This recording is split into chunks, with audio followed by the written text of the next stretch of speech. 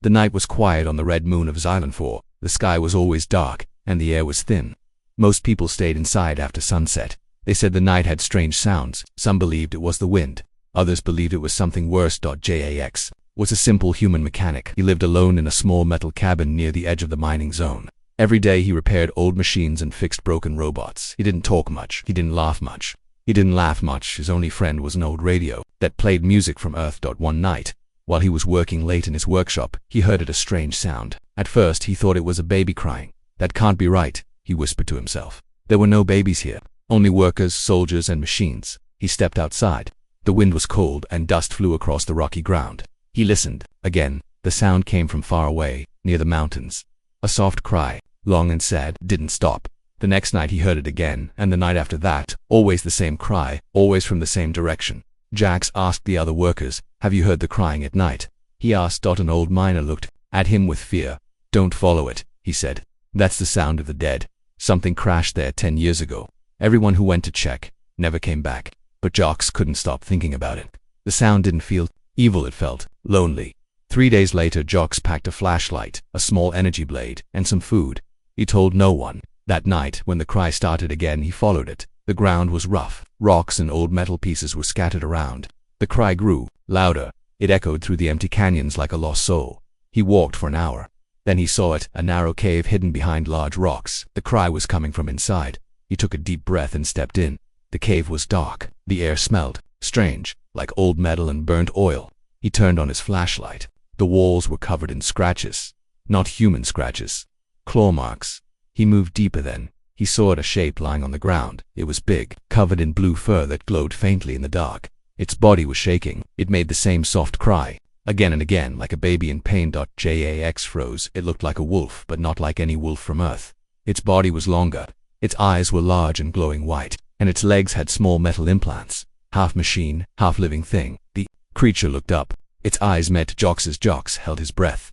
The creature didn't attack. It didn't growl. It didn't move. Instead, it cried, a slow, soft sound, full of sadness. Jax stepped closer carefully. Slowly, he opened his bag and took out a water tube. He pushed it forward on the ground. The creature sniffed it. Then, slowly it drank. Jax sat down. His heart was beating fast. He didn't know what this creature was, but he could see it was not a monster. It was hurt, alone, and scared. He whispered, "What happened to you?" Of course, the creature didn't answer, but it stopped crying for a moment. It looked at him with tired eyes. Jax noticed a strange mark on its neck, a tag. It had writing, but not in any human language. He didn't understand it, but he understood one thing: this creature was not from this moon. It came from far away, and now it was dying here, all alone. That night, Jax left the cave and returned to his workshop, but he didn't sleep. The next night he went back, this time with more food. The creature was still there, still weak, but it was waiting for him. He sat beside it. It didn't cry that night. He didn't know why, but something inside him had changed. He felt something he hadn't felt in years, a strange connection, to need to protect. He looked at the blue-furred creature and said, "You're not alone anymore." From the shadows of the cave, unseen by Jax, a small red light blinked. Something or someone was watching. Jax couldn't stop thinking about the creature for 3 nights. He returned to the cave. Each time, the blue wolf, part animal, part machine, waited silently. It didn't growl. It didn't run. It only looked at him with those large, glowing eyes full of sadness. On the 4th night, something changed. Jax sat down beside the wolf and gently placed a piece of dry food on the ground. The wolf didn't eat it right away. Instead, it looked at Jax, then slowly reached out its paw, the same one with a cracked metal plate on it. The paw trembled. Jax froze, but he didn't move away. The paw touched his boot, and for the first time, the crying stopped. Jax smiled a little. "You trust me now, don't you?" The wolf didn't answer, of course, but it lowered its head beside him. Its breath was heavy. Close up, Jax could see small wires around its shoulder like old scars. Some wires were broken, some sparked in the cold air. He whispered, "You're not just an animal. Someone made you." Jax gently opened his repair pouch and took out a small scanner. He waved it near the wolf's damaged metal parts. A soft beep came from the screen. The system showed strange data, codes, heat signatures, and foreign energy waves. "Alien tech," Jax muttered. "Advanced. Way more than ours." The wolf let him scan it, but when he moved closer to the implant on its neck, the wolf flinched. Its body shook. It growled, not in anger, but fear. Jax backed off immediately. Okay, I won't touch it." That night, Jax stayed longer. He spoke softly while cleaning the wolf's wounds. He didn't know if the creature understood him, but somehow it felt like it did. The next morning, Jocks returned to the mining colony. He needed parts, not for his machines but for Blue. That's what he started calling the creature now. Blue because of the glowing fur, because of the sadness in its eyes. At the local supply station, the guard stopped him. "You look tired," he said. "Couldn't sleep," Jocks replied. The guard laughed, still hearing the ghost cries. Jocks forced a smile. "Yeah, maybe I'm cursed, or maybe you're just going crazy," the guard joked. "Don't go out there alone. People vanished." Jocks nodded and walked away. He didn't tell anyone about Blue. He couldn't. Back at the cave, Blue was waiting. Its ears twitched when Jocks entered. For the first time, it stood up, shakily but proud. Jax dropped the bag of tools and opened it. "All right, let's fix that leg of yours." He worked slowly, carefully. Blue didn't cry that night. It watched him with quiet eyes, as if trying to remember what kindness felt like. Hours passed. When Jocks finally finished, he sat down beside Blue. "You were made for something, weren't you?" he asked. "You're not just a creature. You were created." Blue blinked. Suddenly, its eyes glowed brighter. A faint click came from its neck implant. Then a sound, not a growl, not a cry, a voice but broken, robotic, soft. "Home, gone." Jocks's heart stopped. "You can talk." The wolf lowered its head, shaking slightly. Jax sat in shock. This creature wasn't just smart, it was sentient. Alive in a way machines weren't, and something had destroyed its home. He looked at Blue with a new kind of respect. "Who did this to you?" Blue didn't reply, but it raised its eyes to the sky, toward the stars. Jocks followed its gaze. He had a feeling. Something was out there, watching, waiting. That night, as Jocks packed up his tools, a small device near his bag lit up. It had scanned something, a frequency in the air. He picked it up and looked at the signal log. That alien distress signal detected. Source unknown. Jocks's face turned pale. The crash site, the implants, the broken voice. This wasn't just a lost creature. This was a survivor, a living piece of a forgotten war, or maybe one that hadn't ended yet. Blue stood still at the edge of a dry canyon. Its glowing eyes stared across the sharp rocks and dust, looking at nothing but remembering everything. Behind him, Jocks wiped sweat from his forehead. "You brought me all the way here. Why?" Blue didn't answer, but his ears twitched. He began walking down into the canyon. Jax followed. The wind was stronger here, full of strange smells, burnt metal, old smoke, and something colder. Ancient. They climbed down a broken path until Jocks saw it. His breath caught in his throat. There, half buried in red rock and sand, was the wreck of a ship, not a human ship. Something far older and far more advanced. It looked like a giant silver wing, cracked in the middle, wires and glowing veins running along its surface. "What is this?" Jocks whispered. Blue walked ahead slowly. His paws made no sound. He reached the broken ship and sat down beside a half-covered door. His head lowered. Jax stepped forward, touching the cold metal. It was smooth and warm, like it still remembered space. He wiped away some dirt and saw a symbol, a circle with 3 lines through it. Not human, not anything from Earth. Jax found a small panel and used his tools to open it. Sparks flew, lights flickered, and then a soft hum. The door creaked open. Inside, the air was still and heavy. Blue followed Jocks in. They walked past strange chairs, broken glass, and control panels covered in dust. In one corner, something moved. Jocks raised his light. Bodies. Not human. Tall, thin, with glowing eyes now faded to gray. All of them had the same blue fur as Blue, but none were alive. Jocks lowered his head. "Your crew, your family." Blue walked slowly to one of the bodies. He sniffed it gently, then let out a soft cry. Not loud, not broken, just quiet, like goodbye. Jocks's heart ached. He didn't know these beings, but loss needed no translation. Suddenly, the ship lights blinked. A small hologram floated up from the control panel. A recording began. The image showed Blue, but smaller, younger, standing beside one of the tall aliens. A calm voice spoke in an unknown language. The alien patted Blue's head. Then the ship shook in the recording. The calm changed to panic. Red lights flashed. The aliens ran. Blue howled. A fire spread. Then the image went black. Jax stood still. "They were attacked," he whispered. "You didn't crash. You were shot down." Blue looked at him and gave one soft nod. Jax stepped back and looked around the broken ship. Why would anyone attack you?" Blue turned to a dark panel and placed his paw on it. It lit up. A hidden door opened. Inside was a small room, quiet, glowing blue. And in the center, a strange machine.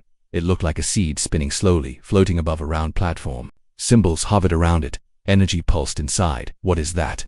Jocks asked. Blue stepped forward. He stared at the seed. Then, for the second time, he spoke. His voice cracked in robotic. "Heart of the Ark." Jocks's eyes widened. "You were carrying this and someone didn't want it to survive."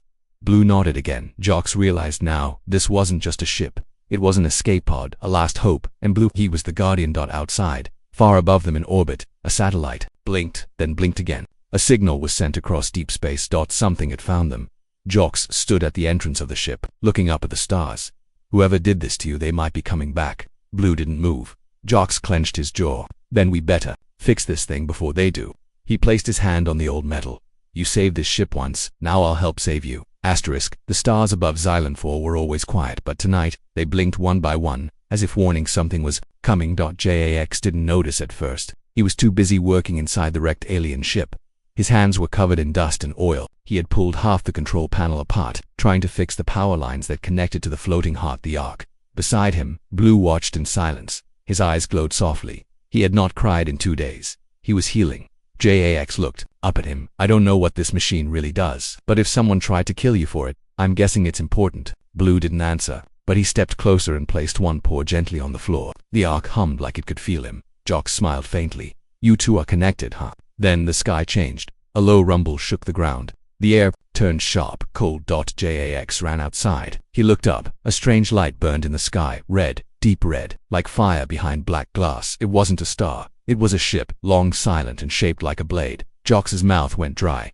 That wasn't there before. Blue stepped out of the cave behind him. The moment he saw the red ship, his body went stiff. His fur bristled. His eyes dimmed. He fell to the ground, shaking. No. Hey, Jox rushed to him. What is it? Blue opened his mouth, and a broken sound came out. Hunters. The word echoed in Jox's ears. So it was true. Something had destroyed Blue's people. Something had hunted them. And now it had returned. Across the colony, alarms began to ring. Humans looked up at the red sky in fear. Is it a meteor? Someone asked. No, it's scanning us, a soldier said.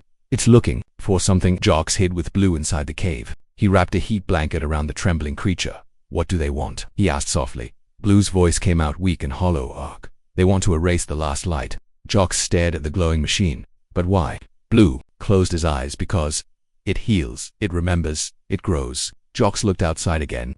The red ship was moving slowly above them. Not attacking yet. It was waiting. They don't want peace, he whispered. They want silence.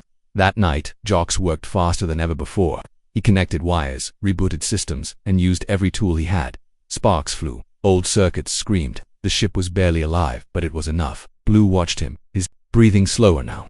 He was remembering. He stood up and walked to the command chair. His paw touched a broken control crystal. The ship responded like it still knew him. Jox stepped back. This was your ship, wasn't it? Blue nodded slowly. I was Guardian, child of the Ark. My howl was the key. Jox looked at him with awe. You're more than a creation. You're a message. A warning. Outside, a sudden beam of red light cut through the sky. The red ship had begun scanning the canyon. Blue's eyes widened. They know. I'm alive. Jox ran to the entrance and looked out. A red dot of light scanned over the rocks. It was coming closer. They'll find us, he shouted. Blue stood beside him now, his body still weak, but his voice stronger. No, we find them first. Inside the ship, the Ark pulsed brighter than ever. A soft tone echoed through the walls, as if it was waking up after years of sleep. Jax touched the console. We can't win this fight. Blue looked at him, calm and ready. We don't fight, we run, and we remember. Jox turned to him. Then let's get this ship in the air. They both got to work, human and alien, machine and soul, side by side. Up above, the red ship paused. It had found something. It began to descend. The sky turned red, but down below in the hidden canyon, a different kind of light began to glow blue. On the 404th attempt, the ship's core finally responded. It wasn't a roar, it was a whisper, but for the first time in 10 years, the Ark wanted to live again. The broken alien ship shook slightly as lights flickered on. Weak systems came back online. Old circuits hummed. For 10 long years, the Ark had slept beneath dirt and dust.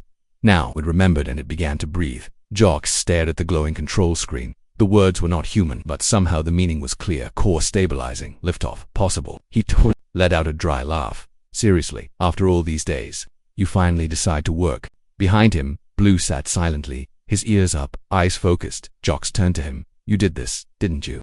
Blue tilted his head, then walked to the center of the ship. His glowing paw touched the Ark's energy ring. The light grew stronger, not brighter, but wiser. Jox checked the console again. Power at 42%, engines 64%. Shields. He paused. 0. Blue growled softly. He knew what that meant. If they flew, they'd be flying naked, no protection, no defense, but staying. Staying meant death outside the cave. The red ship circled lower now, watching, waiting. They didn't have much time. Jox rushed to his bag and opened the last energy core he'd saved. This is all I've got left. After this, we're out of everything. Blue stood beside him, quiet but steady. They were two souls, one built to fix, the other built to protect, trying to escape a death that had already found them. Back, inside the ship, Jox finished final connections. He turned the ignition crystal and whispered, "Come on, girl, let's fly one more time." The ship hummed louder. Its lights shifted from red to white. The console beeped. Launch countdown 90 seconds. Jox's hands trembled. "Blue, get in position." But Blue didn't move. He was staring at the cave entrance. Jax turned and froze. A shadow stood there. Tall, thin, wrong. It wasn't a soldier.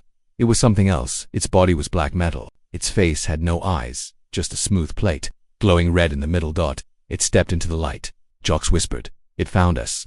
The creature looked at them and spoke in a dry machine voice. "Guardian lifeform detected. Surrender the Ark, or be erased." Jox grabbed a pulse gun. "You'll have to go through me." The machine tilted its head. "You are not required. Step aside." Blue growled deeply. His body began to glow again. His legs shook, but he stood tall. The creature raised its arm. Red beam charged at its wrist. Jox shouted, "Blue, move." The beam fired, but Blue didn't move back. He ran forward. With one final howl, loud, powerful, pure, he slammed into the creature before the beam could fully charge. Metal crashed. Sparks flew. The machine hit the wall and shattered. It twitched, then stopped moving. Jox ran to Blue. "Are you okay?" Blue was breathing heavy. One of his legs sparked badly. "I'm ready," he said. Jax felt a lump in his throat. He ran back to the ship's console. 30 seconds to launch. "Let's go." Inside the cockpit, the ship vibrated harder. Dust fell from the ceiling. The engines began to glow.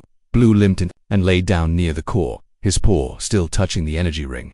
The Ark pulsed, alive, awake, remembering its mission. Jax whispered, "Escape plan 404. Let's make it count." Above them, the red ship reacted. It had detected the launch. Its lower bay opened. Dozens of dark figures dropped from the sky, silent, fast, deadly. But they were already too late. The Ark ship rose from the canyon, glowing with soft blue light. The red sky turned purple as the engine roared, not loud, but true. It climbed higher, then faster, then vanished into the clouds. Back in the cockpit, Jox laughed through tears. "We did it." Blue looked at him. "Not a machine, not just a wolf, but a survivor. You saved me," Jox said. "Now let's find somewhere that deserves you." In space, far behind them, the red ship began to follow. The hunt wasn't over, but, for the first time in years, the Guardian had a chance. Somewhere between the stars and silence. The ship whispered one final command. "Only one of you can survive impact." The Guardian didn't blink. The human didn't flinch. They both knew what had to be done. The Ark ship flew fast through the upper clouds of Xylon 4. The red enemy ship was behind them, chasing, scanning, hunting. Inside the cockpit, warning lights flashed. Critical damage to stabilizer ring. Secondary core offline. Jox slammed the console. No, don't you quit now." Blue stood behind him, body trembling. He had lost too much energy fighting in the cave. His left leg no longer moved. His breathing was slow, but his eyes, still sharp, still glowing, stayed locked on the stars ahead. They were close to escape. One more push. Just one. Suddenly, a voice echoed inside the ship. Ancient robotic enemy lock detected. Emergency protocol. Sacrifice mode enabled. Jox stared at the screen. What the hell is sacrifice mode? A hidden panel opened beside the core. Text appeared. Activate Guardian transfer to allow crew survival. Jox read it again. His face went pale. "It's a one-way trip," he whispered. "Only one of us makes it." Blue looked at him, silent. Jox stepped back. No way. I didn't come all this way to watch you die." Blue blinked once. Slowly he stepped toward the panel. "Stop," Jox said. "I can override it. I'll find another way." Blue's voice was low, glitching, gentle. "You gave me life again. Now, I give you yours." Jox felt his heart ache. "This isn't right," he said. "I'm just a mechanic. You're a Guardian. You're the one who matters." Blue shook his head. "I was built to protect. You chose to care." Outside, red blasts began to strike the shields. The ship rocked violently. Jox shouted, "We're out of time." He opened the control bay. Blue stepped forward and placed his paw into the glowing socket. The Ark responded instantly. Light shifted. Energy focused around the command seat. The escape pod. Jax stood frozen. "I won't go if it means leaving you." Blue looked at him. Then he did something unexpected. He moved close and pressed his head gently against Jox's chest. A final memory transfer. Jox saw it. A flash of Blue's old life running through green worlds, flying in silent ships, laughing with his creators, crying when they died, crashing alone into cold dirt, and waiting, always waiting. Until the human came. Tears welled in Jox's eyes. "You were never just a machine." Blue pulled back, eyes soft. "I was alone, until you called me friend." The escape pod closed. Jox screamed, banged on the window. "Blue, don't do this." But it was done. The ship split. The Ark, now fully awakened, turned and flew straight toward the red ship. Its engines glowed white-blue as suicide. Course Jox's pod ejected, thrown far into orbit, shaking violently, powerless to stop what came next. In the distance, a flash. Then silence. Then nothing. Inside the pod, Jox sat in the dark. He said nothing. The stars didn't move. His hand trembled as he pulled something from his pocket, a tiny shard of blue's fur, still glowing. Faintly he held it close and whispered, "Goodbye, Guardian." In a quiet corner of space, a memory howled. It wasn't sound. It wasn't light. It was something deeper, a feeling left behind by a creature who had nothing until someone gave him everything. The escape pod drifted through orbit. Dark. Cold. Alone. Jax sat inside, silent. His eyes were open, but he wasn't seeing stars. He was seeing blue. The way the wolf had looked back one last time. No fear, just peace. The pod's lights blinked. The weak signal came through. Nearest station detected. Autocore. Locked. Jox didn't answer. He pressed one hand to the window. Outside, there was no fire, no wreckage, no sound. Just space. Hours later, the pod landed on a nearby research moon. Small, silent, barely used. Jax stepped out slowly. He carried nothing except blue's glowing fur strand, now kept in a glass vial. The station crew asked him what happened. He said only 6 words. He was more human than me. And then he asked to be left alone. Days passed. Jox found a small room in the station, a place with no cameras, no visitors. He sat there for hours, staring at a blank wall. Sometimes he talked to it, like blue could still hear him, and maybe he could because something was changing. The vial began to glow stronger. One night, the console nearby lit up all by itself. A soft blue light appeared, a recorded image, not video, not voice, a memory. Blue standing in a green field, howling at a bright sky. Jox fell to his knees. He pressed his forehead to the console.